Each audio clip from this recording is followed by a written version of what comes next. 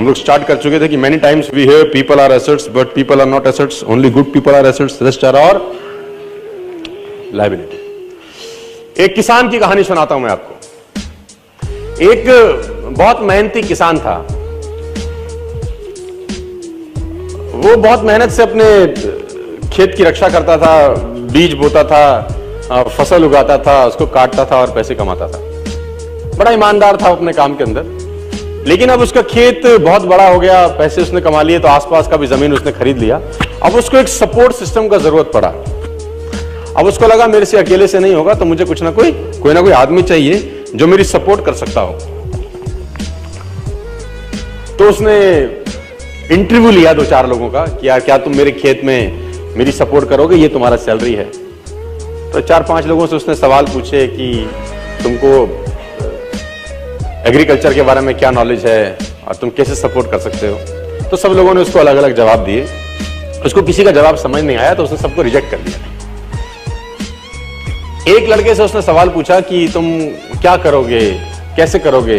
तो उस लड़के ने बड़ा अटपटा जवाब दिया, समझ उसको नहीं आया, लेकिन उसने उस जवाब के कारण उसको रख लिया। उसने बोला तुम क्या करोगे। वो बोला I can sleep when the wind blows, जब बहुत तेज हवा चलेगी तो मैं सो जाऊंगा। उसको समझ नहीं आया, लेकिन उसने इसके अटपटे जवाब के कारण उसको रख लिया। इसका पता नहीं क्या मतलब है, देखते हैं।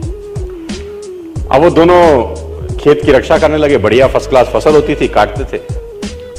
एक बार रात को जो मालिक था उस खेतों का, उसने दौड़ते दौड़ते ढूंढा उस आदमी को जिसने उसको नौकरी पे रखा था, I can sleep when the wind blows को, और दौड़ते दौड़ते गया क्योंकि बहुत तूफान आ गया। तो उसको लगा यार ये फसल मेरी खराब हो जाएगी और जितने भी जानवर बंधे हुए हैं ये सब इधर उधर भाग जाएंगे। तो फटाफट देखो सो रहा है पागल आदमी इतना तूफान में, तो कम से कम उसको फसल की रक्षा करनी पड़ेगी। ऊपर कुछ डाले, कुछ करे, जानवरों को पकड़े, ये देखे। और वो अंदर गया तो वो आराम से मस्त सो रहा था।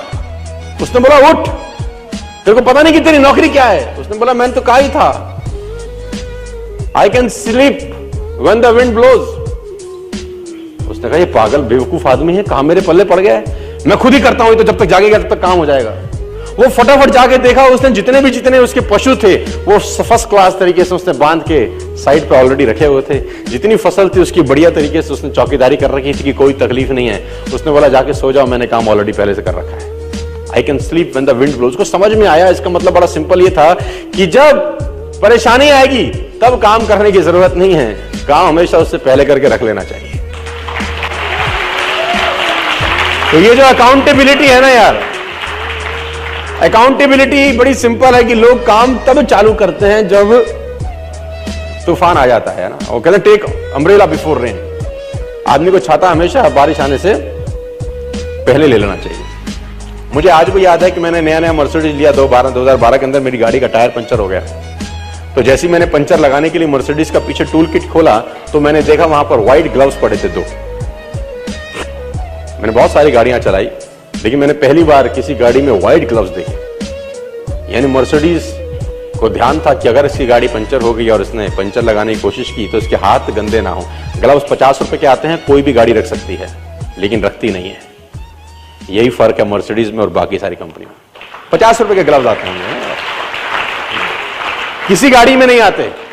मर्सिडीज में आते हैं, मुझे पता नहीं बाकी और किसी ब्रांडेड कार में आते हैं कि नहीं आते, है ना। It already hardly cost 30 rupees 40 rupees for a pair of gloves. लेकिन देखिए वो कहां तक सोच रहा है आदमी, है ना। इसको बोलते हैं अकाउंटेबिलिटी।